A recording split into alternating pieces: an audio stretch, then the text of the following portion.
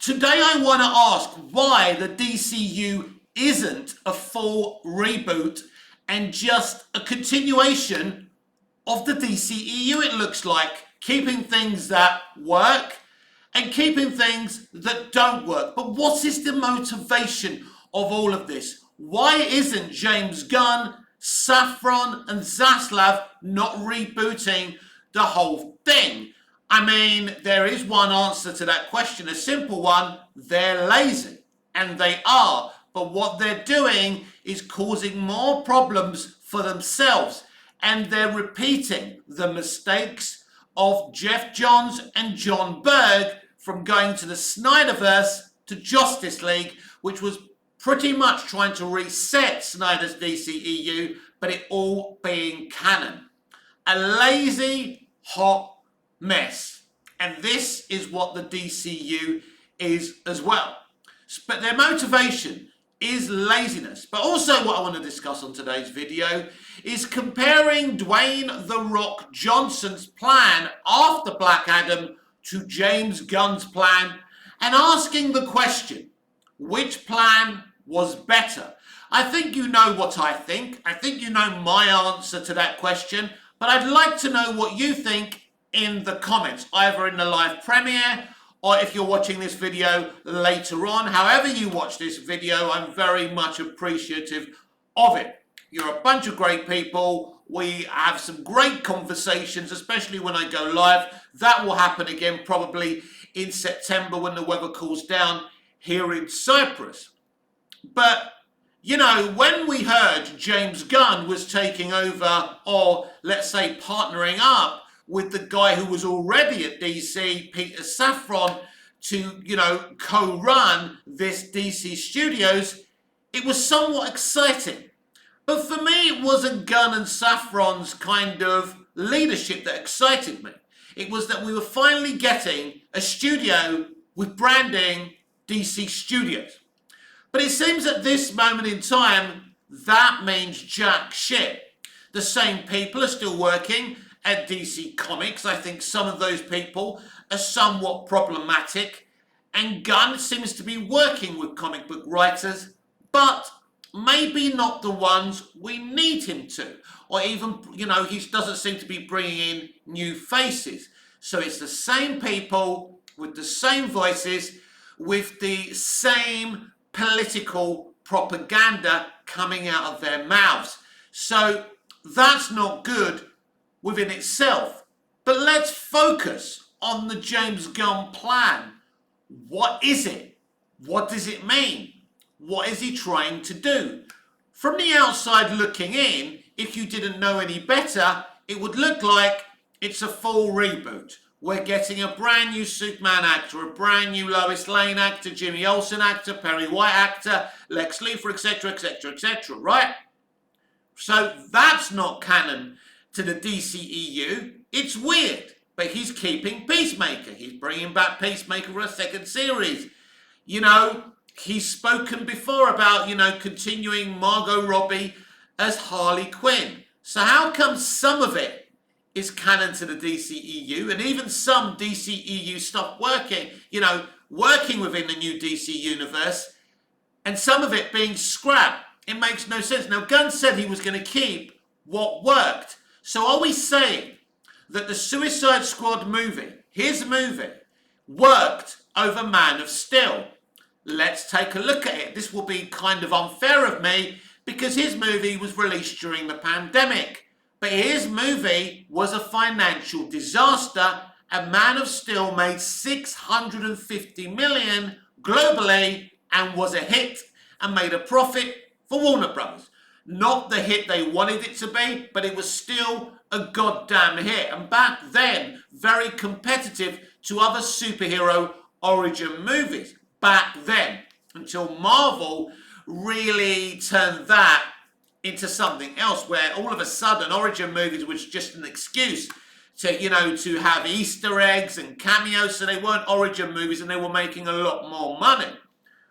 But he's claiming, because he's not continuing with Henry Cavill, that Henry Cavill didn't work as Superman, that Man of Steel didn't work, and Superman must be, you know, represented in a different way. There's been this discussion, hasn't there, for a very long time. Do we need Snyder's contemporary Superman, or do we need to go back to Dick Donner's way of doing Superman? We must be clear here. Even though Donner's version worked, we're talking about 1978. That was a very long time ago. I genuinely believe if we go down this way of let's remake Superman the movie, we're going to be in a lot of trouble. I'll repeat myself. It was the first film I ever saw. It made me fall in love with movies and Superman himself. I loved it, and I still love it. But that way of making a Superman film is simply not going to work. In fact, you could end up boring the shit out of people. That's the problem. This is the issue with Superman.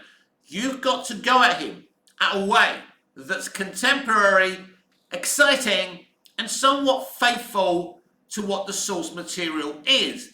Now, some people will say Snyder, Nolan, and Goyer didn't do that, but they just went at it via other versions of comics that maybe you didn't like, but what they were trying to do was create a real-world Superman. Not sure if that's a good idea or not, but they were certainly trying to create a contemporary Superman.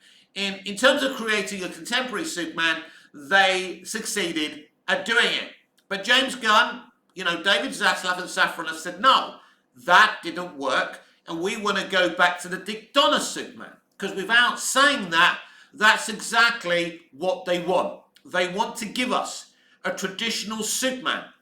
But a traditional Superman isn't a magic wand. When you are reformulating IPs for a modern audience, you've got to be very, very careful. Superman is a very, very tricky character to contemporize. He's a very big problem. He's been a problem to many filmmakers for many, many years, even in the concept stages where, you never even heard of them being conceived, ideas for movies for Superman.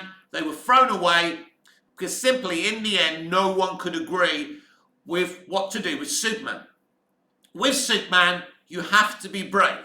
You have to rip off the sticking plaster, and that's what Goyer, Nolan, and Snyder did.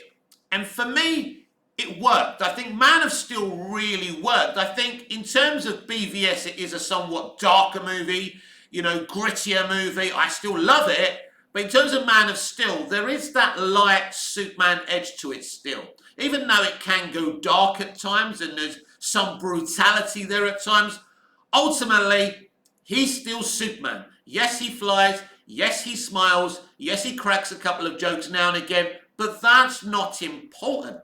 And I mean, let's briefly talk about the Collider article, which I won't read now, but they were saying to DC, stop making your heroes funny. And they even had Black Adam in that conversation. Black Adam wasn't trying to be funny. Yeah, there's a couple of gags there. Personally, I think the gags in Black Adam landed a lot better than any other gags since the first Shazam, if you ask me. But you don't just put DC into that conversation, you must put the MCU in that conversation because they started it. And it worked initially, but people got quickly bored.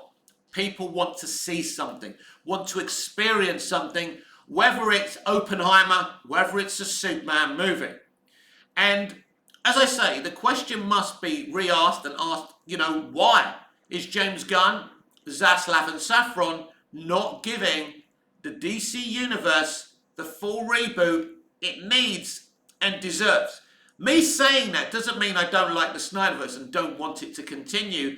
It means I wouldn't want James Gunn continuing the Snyderverse. It's called the Snyderverse for a reason. It's Zack's universe. James Gunn could no more, bring that to kind of fruition, like Zack Snyder couldn't continue Guardians of the Galaxy. Be interesting, actually. I'd have more faith in Zack doing Guardians of the Galaxy than James Gunn, continuing the Snyderverse. But it's neither here nor there. They've always been scared of the Snyderverse. They've always felt that the Snyderverse was the reason they didn't make as much money as they should have done. And that's interesting. I mean, we're going to find out some interesting answers to some interesting questions once Superman Legacy is released. If Superman Legacy is ever made, we don't know.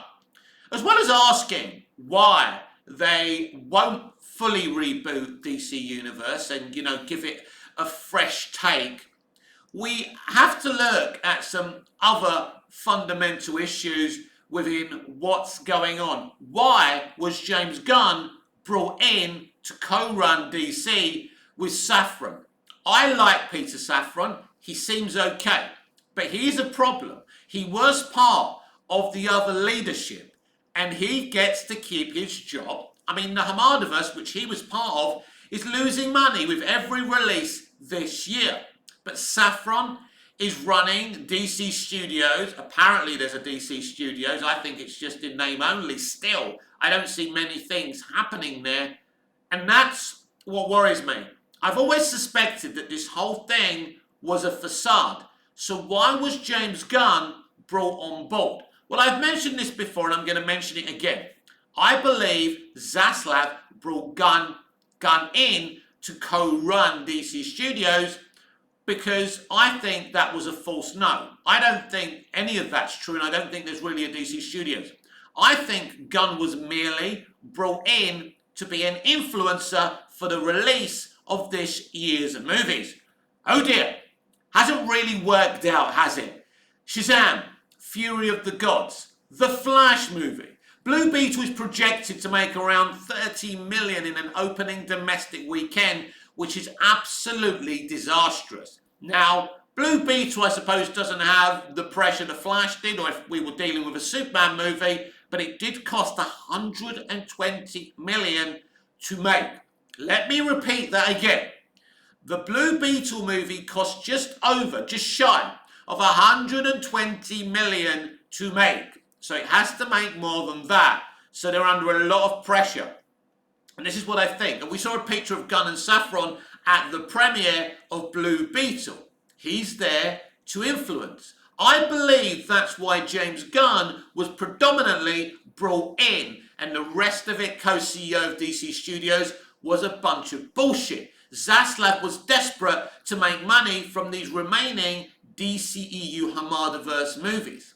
So he brought in James Gunn as an influencer because the delusion was that Gunn is from the MCU, that he's popular, and he could sell ice to Eskimos.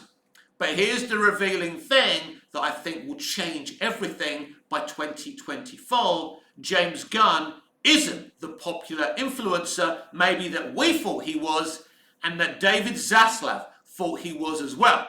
He hasn't been able to sell ice to Eskimos. In fact, he wasn't able to sell Shazam! Fury of the Gods to the public. I mean, I don't think he was that impressed with the film. He didn't really compliment it that much. He wouldn't even lie about that film. That's interesting. But you look at the Flash movie, he called it one of the best superhero movies that's ever been made. And when you look at that situation and the blatant lies about Cruise loving it and King loving it, Stephen King loving it, what a mess. So he wasn't able to influence the Flash movie. And then there's been some confusion, which isn't a new thing for James Gunn since he's taken over as co-CEO of DC Studios. The confusion about Blue Beetle and how Blue Beetle and the film fit in to DC Universe. DC Universe, if you don't understand, is what is going to be called under DC Studios, James Gunn and Peter Safran. If any of that ever happens, what I'm telling you today, everyone, is there's a good chance that Gunn's plan will never happen. Yeah. He's made Creature Commandos. It's ready to roll, blah, blah, blah. He's doing this, he's doing that. I don't believe any of this shit. And because Gunn and the rest of them have lied to us before, they told us they were bringing Henry Cavill back. I think that was just a desperate attempt to bring the Black Adam box office up because they knew it wasn't going to make enough money. Personally, I think Black Adam is a great movie. We're going to get into Black Adam and Dwayne "The Rock" Johnson's plan and comparing his DC plan to the Gunn plan because it's interesting. It's very, very interesting. So yeah, this confusion around Blue Beetle. It is not a DC Universe movie because Gunn doesn't want to be associated with it obviously, because it isn't all that, but he wants to keep Zola Maradona as Jamie Reyes Blue Beetle for the future. This is the problem. You see, Zola Maradona is a great young actor, up and coming, blah, blah, blah. But here's the problem. Because if you state from the beginning, when you come in as co-CEO of DC Studios, right, we're starting from scratch. The DCEU was what it was. I will be keeping my mouth shut during the releases of these movies. They have nothing to do with me. There will be no interference, nothing to do with me. We're going to let these movies roll out. We're not going to make any statements about these movies, how they perform, anything. And when they're done, we get to work with the brand new era, the rebooted DC Universe. I've said this before, that's what they should have done. But if someone like James Gunn, who we think is clever and knows what he's doing, doesn't see this and doesn't see that's what he should have done, then there's a huge problem. Because as I say, from the outside looking in, it looks like a clean slate, brand new. Let's look at that slate. They're calling part one of the first slate Gods and Monsters, Superman Legacy, Brave and the Bold. We're getting a Swamp Thing movie, a Supergirl Woman of Tomorrow movie, a Wonder Woman television series, and let me just briefly cross over the Wonder Woman situation and not cross over it until we get updates on what's going on there. Here's the update. James Gunn hasn't said anything about the Variety article. It looks like James Gunn and Peter Safran have no intention of making a Wonder Woman movie or making one with Gal Gadot. And the question is, we were lied to again by Zaslav. He said the priority was Superman, Batman and Wonder Woman. How is a Wonder Woman prequel on Max making Wonder Woman the priority? That blows my fucking mind, everyone. It doesn't make sense. Let me tell you who I am. My name's Mick. And since 2018, I've tried to give it to you straight, between the eyes, and been honest with you. I've seen a lot of DC YouTubers come and go. We had Chris Wong-Svensson, who, inspired me to do my own channel through what he was doing every day, fighting for the Snyder Cut. But now he's become a very limited YouTuber and really minds his P's and Q's. This is what happens when you become successful, everyone. You decide to bend the knee and not be the person that made the world fall in love with you. We have Boba Talks. Nice lad, intelligent lad, but now he's successful, he bends the knee. His last video, 10 things, 10 ways he wants the DC Universe to go. Instead of being open, instead of being honest, he won't criticize the studio. I don't think Chris Wong-Svensson really is that critical anymore. It's a shame, but people are allowed to do what they want to do with their platforms. But it's interesting, yesterday I was talking about, if only you just made great shit, Hollywood would make money. It's the same with these YouTubers. But once they get successful, they change what made them successful in the first place. Success changes our minds. If I get a few views and a few likes, I start thinking, what should I say? Should I be different? Should I be bold? No. Basically, it's not about being, safe and secure. It's about being you. Keep being you. Because that's what I want to do. I want to keep on talking about my passion for films, television, entertainment. But I am straight with you. That's the point. I am honest with my feelings. If we met down in the pub in real life, I would be exactly the same. And that's what the thing these successful YouTubers won't straight off the nest to talk about. That, as I say, the James Gunn plan, when you look at it, looks like a full reboot. It looks like something new. Then you realise there's Peacemaker 2 and Waller that don't really fit because they were part of the original plan. The original plan was for the Hamadaverse to continue with Hamada running it and Gunn basically having his own Suicide Squad universe. When Suicide Squad flopped, Hamada and Gunn decided that Gunn should only work with Max, with the streaming platform, considering the Suicide Squad was a flop, and that's what he was going to do. That's what Waller was about, the continuation of Peacemaker, and it's clear that a Suicide Squad 3 was never going to happen because it was a disaster financially. Now, I thought it was a really good movie, solid movie, nothing special, but He did do a good movie, but it didn't work out because of when it was released. Who knows? It's a bit of a mystery. That should have given everyone the clue that James Gunn isn't the popular influencer everybody thinks he is.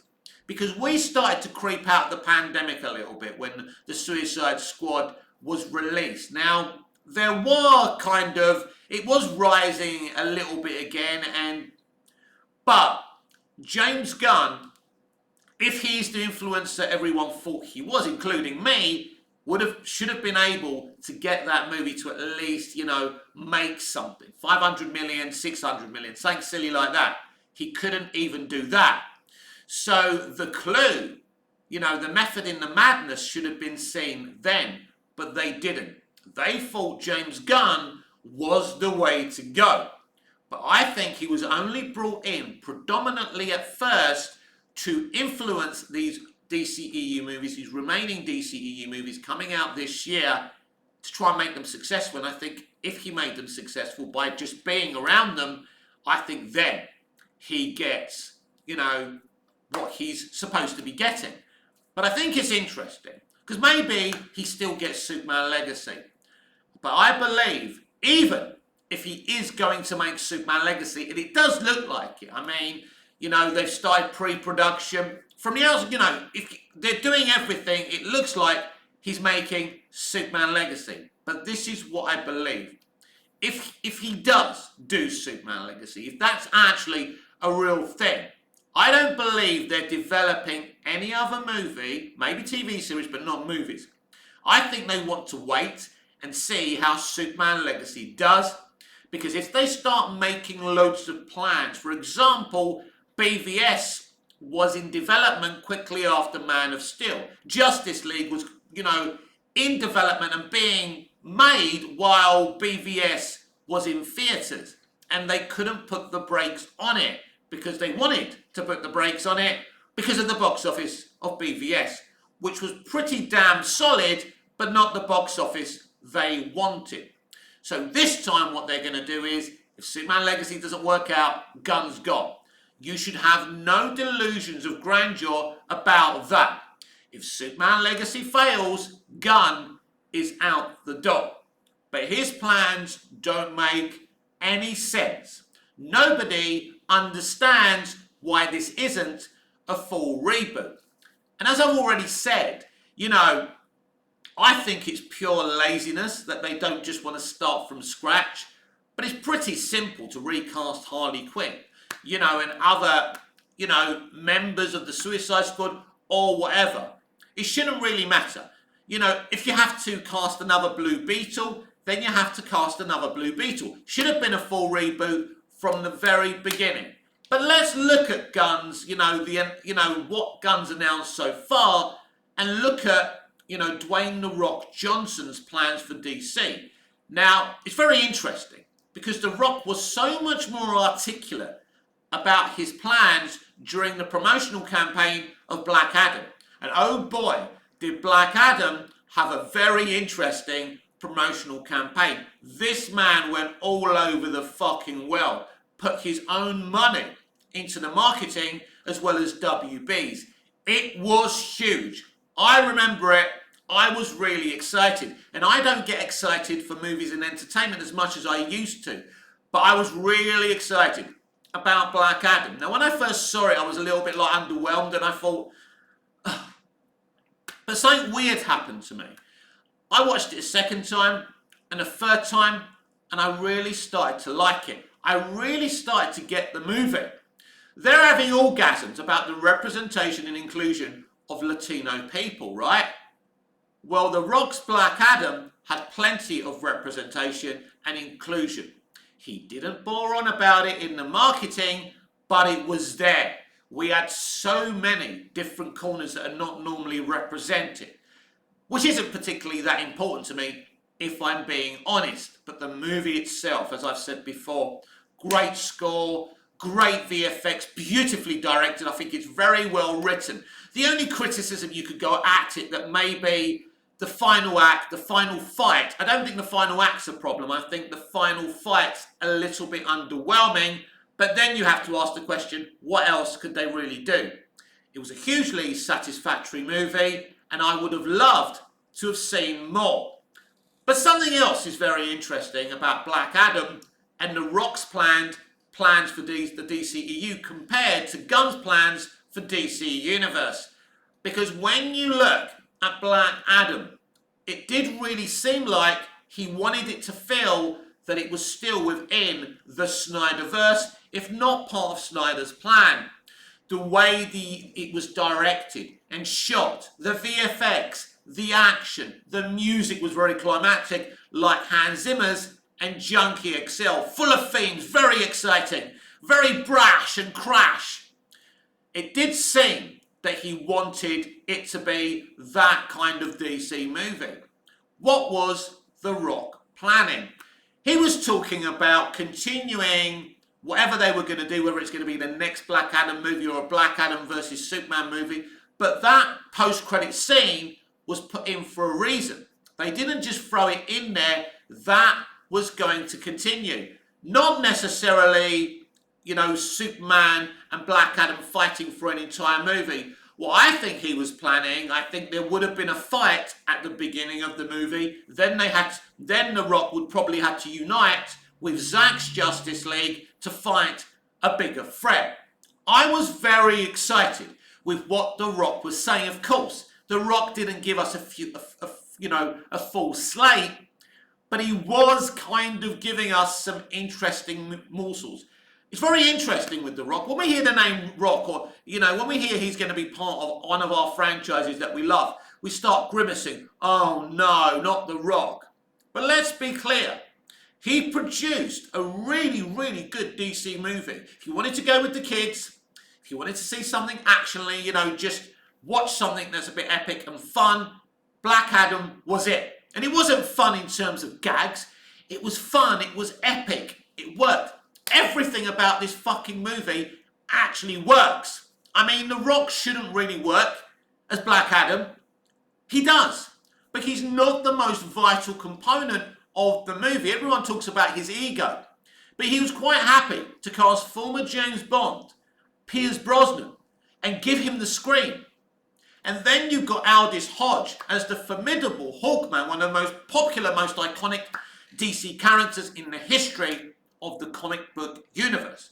And Aldis Hodge ate up that fucking scenery. It was amazing.